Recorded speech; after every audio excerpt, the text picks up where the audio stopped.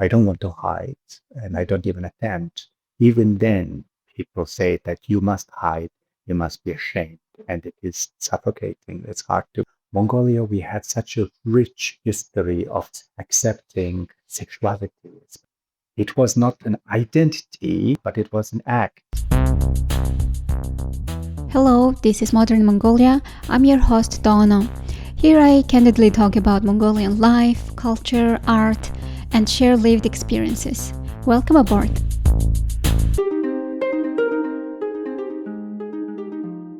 Today I'm talking with Otgoo, who is a PhD researcher diving into the lived experiences, challenges, and the resilience of queer community in Mongolia. To be honest, I myself also lack a lived experience and I'm not very well informed about the situation of LGBTQ plus community in Mongolia. What's the perception in Mongolia? More or less, I have the idea that still today they are still very much stigmatized and they face hate crime, hate speech in their day-to-day lives. So first of all, please share with us is the current visibility, perception, and acceptance of queer identity in Mongolia. Mhm. Good. Thank you very much for inviting me for your podcast. And I'd like to say hello to your audience, and I'm honored to be here.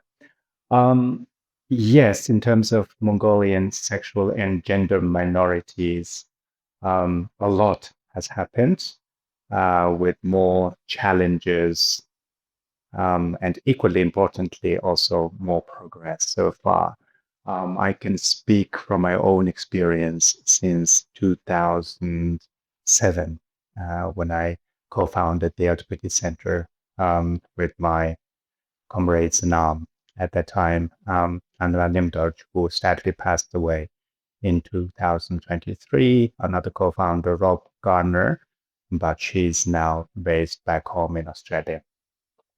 So since then, what has happened, and I can speak from my own experience. So, I mean, we can have Pride since 2013. So I think for the 12th year, we will celebrate. I was there for the first Pride. So at that time, I vividly remember that we could not organize it out and publicly. It was inside Genghis Khan Hotel. Back then, we had actually quite hostile environment and potential attack from ultra-nationalist groups against our committee members, especially transgender girls. So they actually issued death threats, so we could not really organize it out by marching. But from the next year, 2014, our LGBT Center colleagues, they could organize it publicly, but it is not in the sense that we imagine in Western countries or in America that, flaunting our sexuality, marching almost naked. So it is a completely different manner, kind of reserved. And I think that's what the authorities want to keep us. So the message or the dominant narrative is you can exist, but exist in a discreet way. So be silent, be quiet. And that's also at many different levels, social levels, family levels. If you're on this community member, okay, we accept you, you are there, but don't flaunt your sexuality. Don't be out and about because it is very bad for example, younger generation. That is one of the stereotypes, right? The propaganda.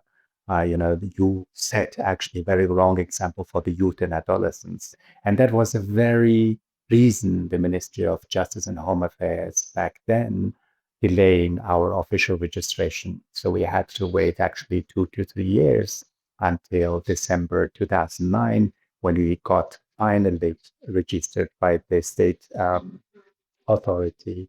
So since then, a lot had happened. I think the turning point was our international advocacy by using the UN mechanisms such as Universal Periodic Review, Committee Against Torture, and Committee on the Elimination of all forms of discrimination. discrimination against all forms of discrimination against women. There's a CEDAW. So using these mechanisms, we could actually utilize, press the government to make amendments to the law. So I think most progress were made in terms of law. So since then, the biggest one is we could include hate crimes and hate speeches in the criminal code, 2015, but that finally took effect in 2017. And recently, labor law, so also non-provision provisions based on sexual orientation and gender identity, they're quite there. Um, but the biggest problem is again this, dominant discourses, and kind of hate speech, but kind of restricting freedom of expression and freedom of speech, especially through these, international big powers like the U.S., Trump administration, how it is actually restricting and limiting the whole discourse, and also physically, right? All the fundings, organizations, and diversion and inclusion officers and everything. So the funding is the biggest problem, but as I told, that legal reforms enabled us to have these non-discrimination provisions in some national laws, but its enforcement is not there. Um, Especially the criminal code, there are a lot of hate crimes against the committee members, but they do not report. But even if they report to the police, actually the whole proceeding is so slow or very bureaucratically discouraging for the victims and survivors. Can you share about your current research project? What are you working on? And maybe a story of how did you come to researching academically and personally researching about the queer community, and how has been the journey to you? Mhm. So as I explained, since 2007, I got involved in LGBTIQ plus activism. Basically, from 2009, after our official registration, our work started quite rigorously. So I was like advocacy program manager, and since then, I worked my way up to the executive director until I stepped down in 2014. So my journey as an activist was full of lobbying and doing a lot of collective activism at the national, regional, and international level. As I mentioned, those UPR, CEDAW, CAT, UN mechanisms, and so on. And basically, after that, to be honest, I experienced burnout, and then I thought that it was time also to kind of give my work to the next successor of the organization who will actually bring fresher ideas and more dynamic activism. So basically, that was the natural kind of progress, natural evolution that made me think that all right, it is time for you to phase out from activism. And naturally, I thought I did not know a lot about gender and sexuality in theoretical sense. I think working on the ground, I understood the mechanisms or methods, strategies, how to make our voices heard. But theoretically, I, for example, did not really know it was Michel Foucault, Judith Butler, and all these great theorists and so on. So that, naturally brought me to study human rights and gender studies at the master's level. And then naturally, I kind of discovered that I realized I had not known that much theoretically. So, for example, my supervisor of the master's thesis in human rights in Macudal, Dr. Chelly, she would say, Otto, activist hat off, academic hat on. So that was the real experience. So at the master's level in human rights, I actually analyzed the working group to amend the criminal code to include the SOGIEST provisions. Um, so I realized that, okay, back then I was involved in the parliament or in some lobbying groups, how to advocate our issues. But thinking about that process in hindsight made me realize the internal logics of how those policymakers, especially the parliament members, members of parliament, and um, uh, members of parliament, and at the same time, members of the Standing Committee on Legal Affairs within the parliament. I think as an activist, you would kind of think in this very focused tunnel vision that this is our agenda, and what some of these antagonist members of parliament say would be immediately treated as opposition. But now, kind of, coming from this academic background, even you have to bring those, opposing ideas, kind of bringing tension, contradiction, but you start seeing their points of view as kind of valid or coming to this kind of point. So that was the reason behind this. So I will give you an example. For example, at the Parliamentary Standing Committee of Legal Affairs, those Democratic Party members within the parliament, they were actually promoting to have those sessions closed. So closed means no media and no representative from the LGBT Center because they wanted to protect, the confidentiality and privacy of LGBTIQ community members, which we agreed. But at the same time, they did not want to show what or who within the parliament, agreed on certain issues. So they were also hiding those kind of views and opinions, yeah, of both kind of pro and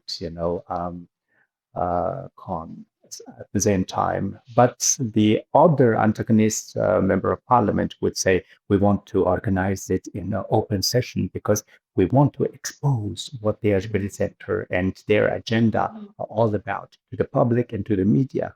Back then, we were terrified. But now, thinking about in hindsight, I kind of realized that if we actually discussed that, that would have already given us kind of a political mapping of how our, activism was all about, yeah, and kind of created.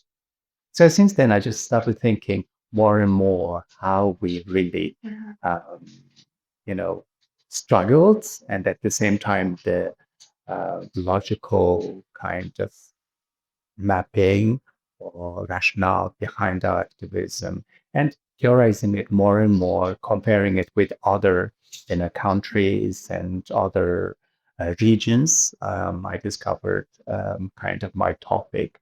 So while I finished my master's thesis in human rights, I did a research in Vietnam on older LGBTIQ members of Vietnam in Hanoi and Saigon. And eventually, this social evil concept and how that concept silenced and repressed and still play very important roles in the lived experiences of older, especially mature LGBTIQ Vietnamese people.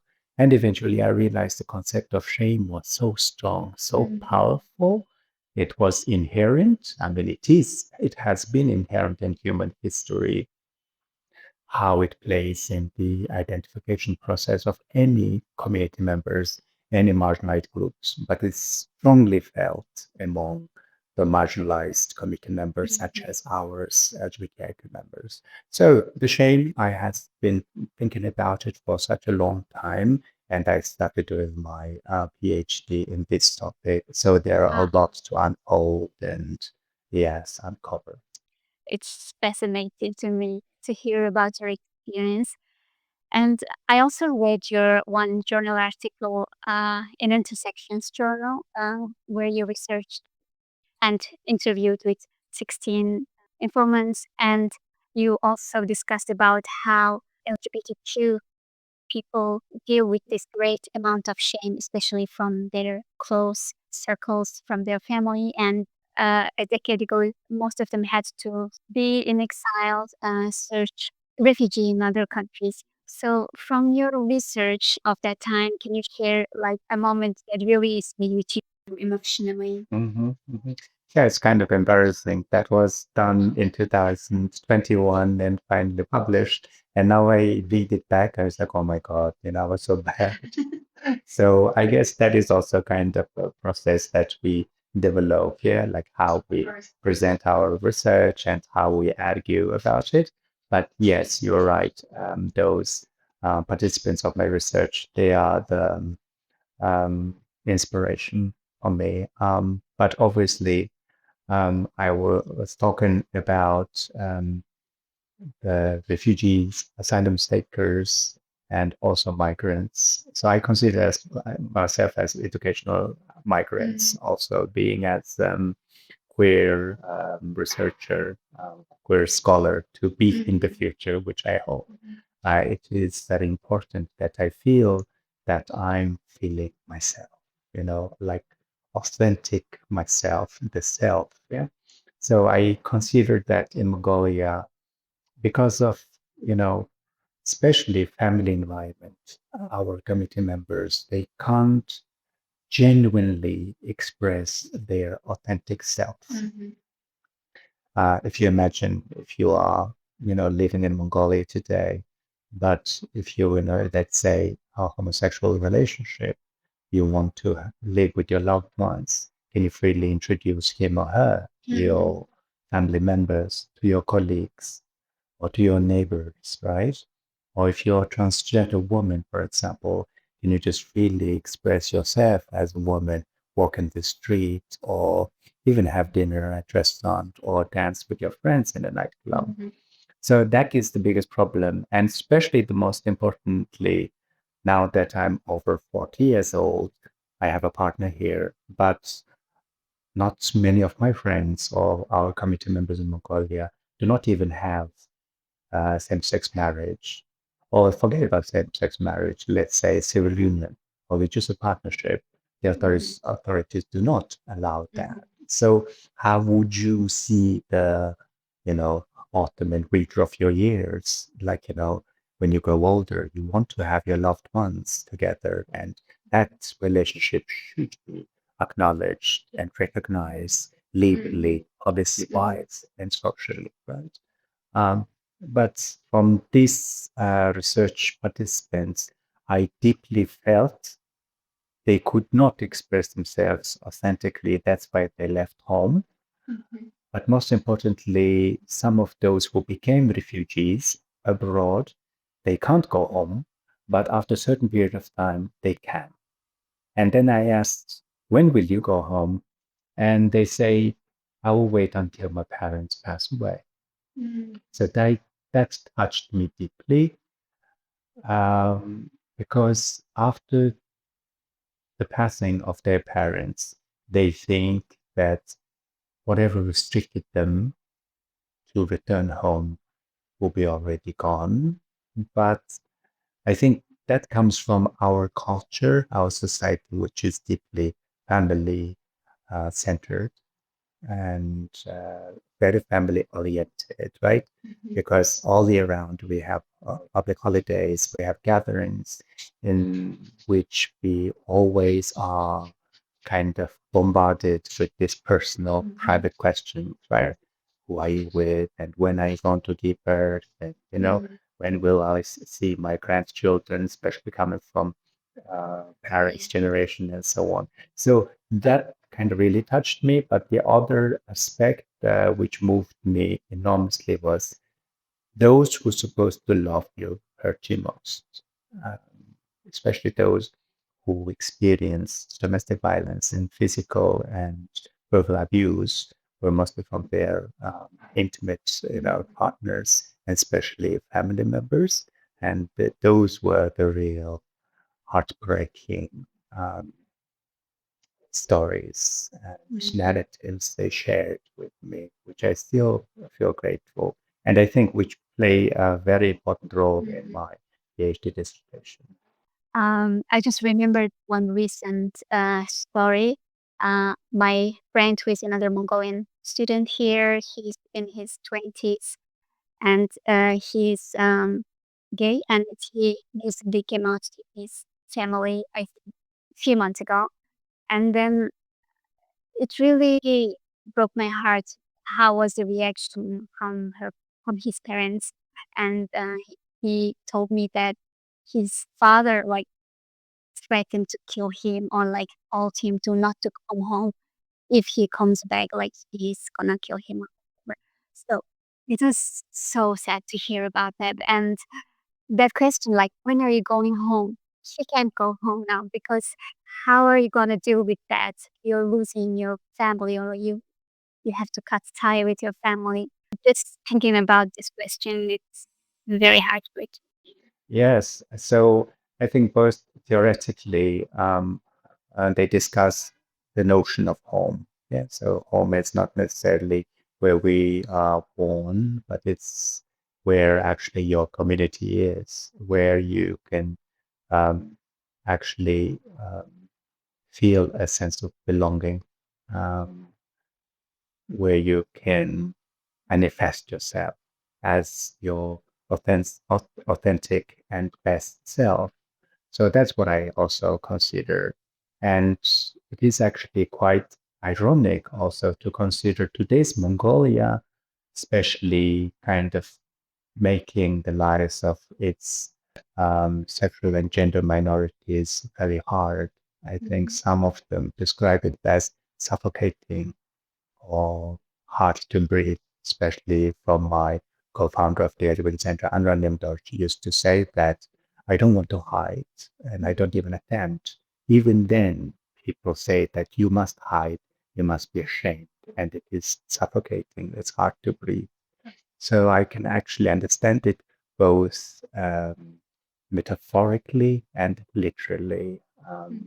But again, it's very ironic to feel this because Mongolia, we had such a rich history of accepting sexuality, especially homosexuality. You know, we were free to kind of express that, you know, especially author Passenger Tirvish in his book, the recent one, in the um, Land of Sex in Genghis Khan, or Sex in the Land of Genghis Khan. He discusses that, you know.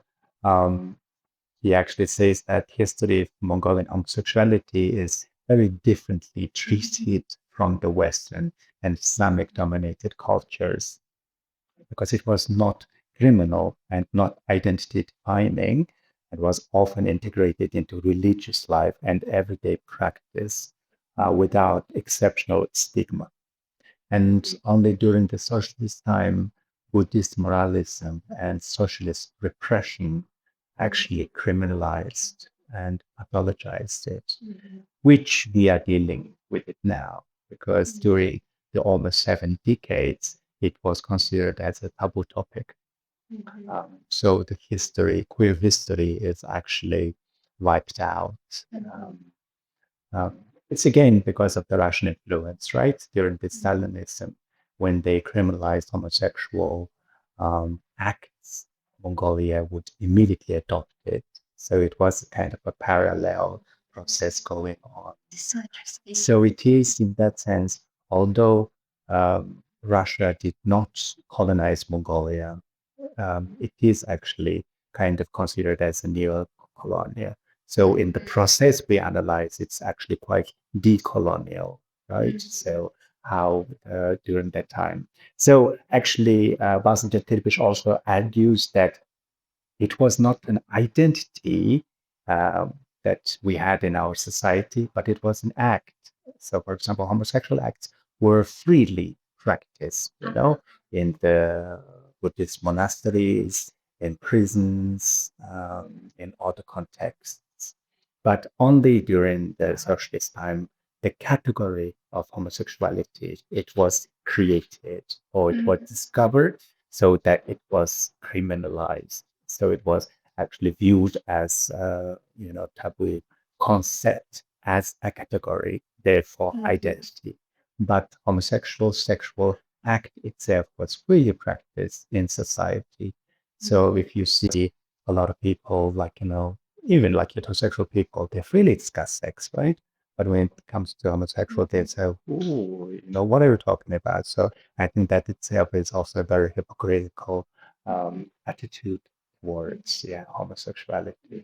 So in that sense, yes, we actually erased, such a rich um, history of sexuality during those times. And then especially, I'll give you an example. We have our own Mongolian terminologies for intersex and lesbian. For example, the words such as Hyospan, meaning intersex people, Batak, which is also meaning lesbian, we had, but it was never in use. So I think linguists and social linguists should study. I think the future emerging queer linguists and scholars would probably analyze, how those terms went out of usage and then now probably coming back because now there's such strong activism and activists who actually kind of dig deeper into history. They actually come up with these terminologies and so on. So I basically think a lot about this indifference and ignorance about our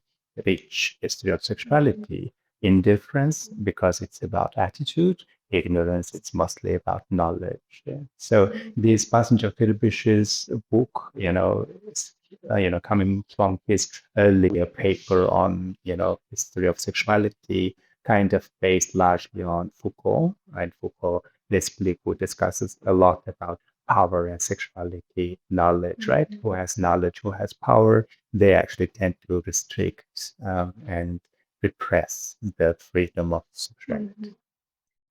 It's so interesting. And I'm happy it naturally unfolded into this discussion because I had the question that I was waiting, and I was also very intrigued to ask about this question whether we had this traditional cultural heritage that influenced our perception and acceptance of like how we see sexuality and I didn't know about it, and it was very informative and very interesting. I took note of the book. During your research work and activism work, have you noticed any difference of lived experience of plus people in the rural and urban settings? Because whenever I think about social and lived experience in Mongolia, I like to think about the duality of urban and rural life. So, Did you have any observance in this regard? Yes, that's a very important question. Also, very crucial, especially for queer scholars, to bring the divide, between the urban and rural settings, also younger and older. And when it comes to those distinctions, basically, naturally, the notion and concept of intersectionality, right? So especially you asked urban and rural areas. So if we think about Ulaanbaatar, the capital city, we have a lot of queer organized spaces. We have LGBT Center, which is the LGBTIQ human rights organization, Youth for Health, basically NGO working on sexual health, the prevention of HIV/AIDS, STIs, and other specialized organizations such as Trans for Unity, Sina Welfare Association, which are specifically for trans communities. And then we have, Queer Nightclub, DX, um, Cortez Lesbian Bar, Come Gay men's, gathering. I mean, it's not only gay men's, but it's queer club and so on. So you have a lot of options, to go enjoy your activities either for entertainment or for recreational or for even serious, activities like activism and so on. But when it comes to rural areas, it's hardly there, except for some outreach and case management of youth for health. It's not there. So it's basically because of funding and because of, infrastructure. And then that kind of largely depends on the larger issues, right? Mongolia, as a country, like one third is living under the poverty line. So that means that, there is the unequal distribution of resources. poverty, social and economic issues. So I think because of that, I mean, that itself transpires in a lot of socioeconomic fields and platforms, right? So that influences our divide as well. But during my research, specifically when I wanted to reach out, I naturally had to go to them through our community leaders, LGBT Center, Youth for Health Center, and so on. But nowadays, majority of them kind of migrate or move to the capital city. Basically, they went to university and they found jobs, and they did not want to go back. Only few gay couples kind of moved to the countryside to live and live as herders, but most of them actually failed it after a few years because, again, the infrastructure, access to health, um, and basic necessities. So those were the basic problems. And it's still actually the limitation of my study. Even like, kind of, I don't like the word older. I use the mature because some of the committee members, they signaled or they were offended by the use of the term older. So in order to reach them, some of them are not so tech savvy. They could not use, online, applications that I wanted to interview them. So it was the challenging part. So that itself translates into the divide between urban and rural areas. To inform the audience, we are both currently living in Budapest. I'm also interested to hear about your own lived experience. What has been the difference that you felt living in Mongolia and living here in Europe and also in Hungary? To share your personal experience and thoughts. Sure. I mean, I have to acknowledge that the privilege plays a big part. Um, I think both in Mongolia, being as the co-founder and then leader of the LGBT Center, and then now here as a queer scholar to be, I think in both settings, we're living in a rather relatively safe environment where intimidation comes quite rare. But there are also similar, challenging, and very offensive, um, very suffocating environments, right? Especially when it comes to the freedom of expression, freedom of speech, especially. I mean, in Mongolia, again, there is no direct, explicit intimidation per se. But in early days, there were actually when we started, doing LGBT. I will always, appearing on TV. So, like publicly, I was very kind of popular or prominent. Everywhere I go, people used to kind of recognize me. But during the daytime, it was safer. But at night, if people saw me, they were like punches or they were kind of death threats, kind. But here it is more in the European Union context, kind of safer. But as you know, the far right populist government, rhetoric is actually suffocating the LGBTQ community, even banning the Pride, which is, to be organized tomorrow. So a lot of people kind of worried, especially international students, international colleagues, and those outside of the European Union, but who reside in Hungary are worried about their status, like, whether it is a, permanent residency or even citizenship, because there were discussions that it is illegal. And if you participate in the Pride, we will fine you by identifying you by using the face recognition technology. So this kind of intimidation and really kind of,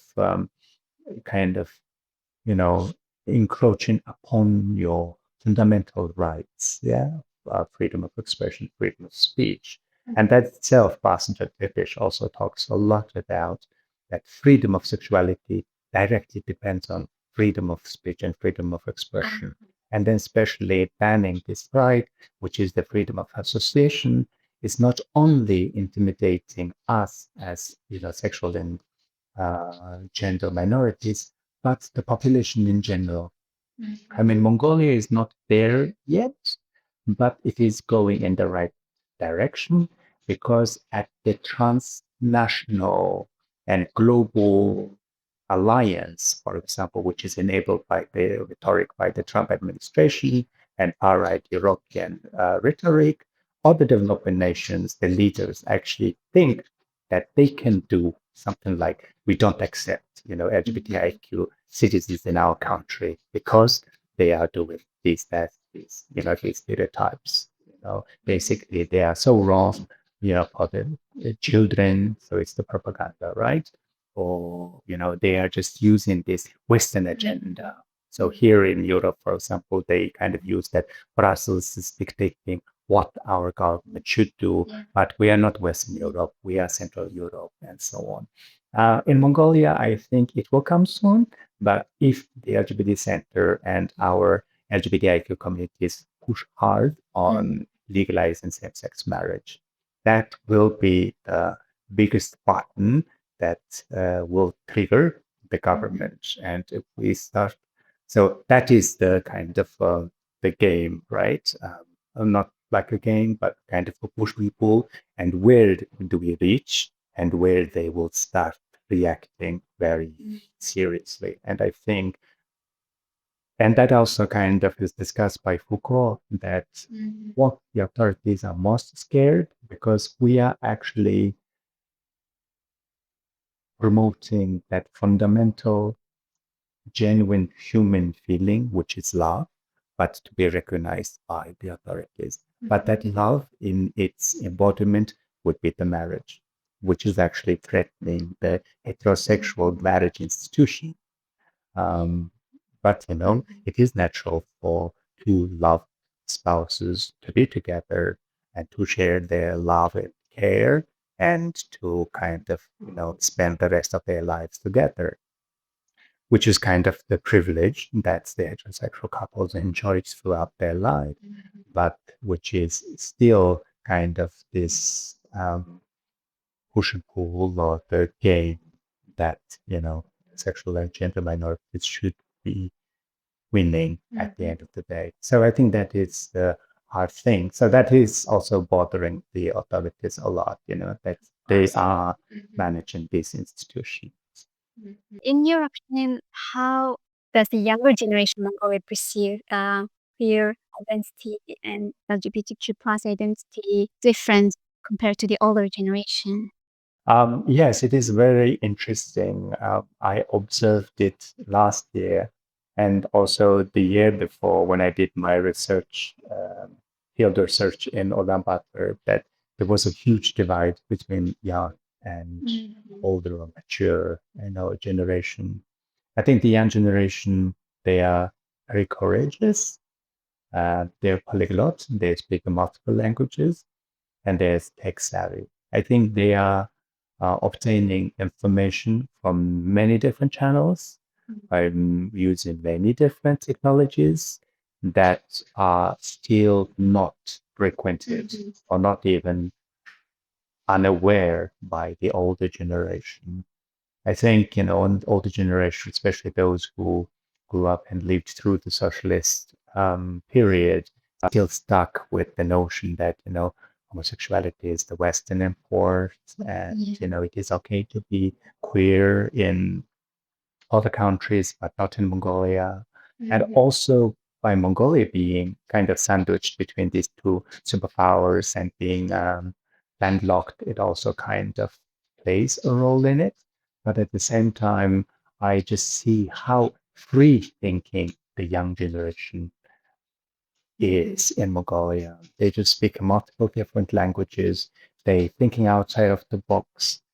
They're challenging every traditional and stereotypical notions, and especially it was very, strongly felt during this recent easy to resign protest in Mongolia, right? Not only the LGBTIQ community members, but the mainstream youth. So in that sense, it's just amazing to see that divide.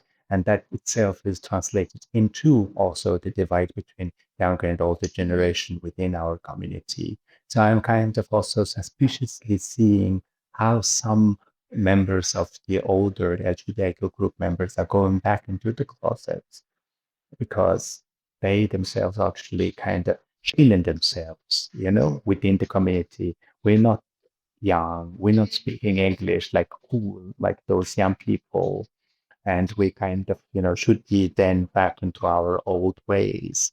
So I kind of felt, and then I really encouraged a lot of our committee members that we should bring these two groups together because we have to think a lot about this intergenerational lived experiences and especially intergenerational trauma as well, having had this shared historical and cultural past. We both have to um, kind of, disentangle and destructure, yeah, so kind of unfold together. So I think that is a very important question. And I think that also plays a very important in my methodology, that feminist intersectional deep colonial method to think about this topic through the lens of shame and sexuality.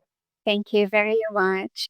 And I wish you all the best for your academic journey and also your work of activism. Thank you very much. Thank you very much for inviting me. I really enjoyed it. And as my supervisor says, that the more you talk about your topic, the more you understand about it. So I'm very happy that I shared about my kind of journey with you. So Thank you for listening to this podcast, and if you'd like to keep up with Mongolia, make sure you subscribe on Spotify, Apple Podcast, and everywhere else. Хамт байсанд маш их баярлалаа. Баяртай.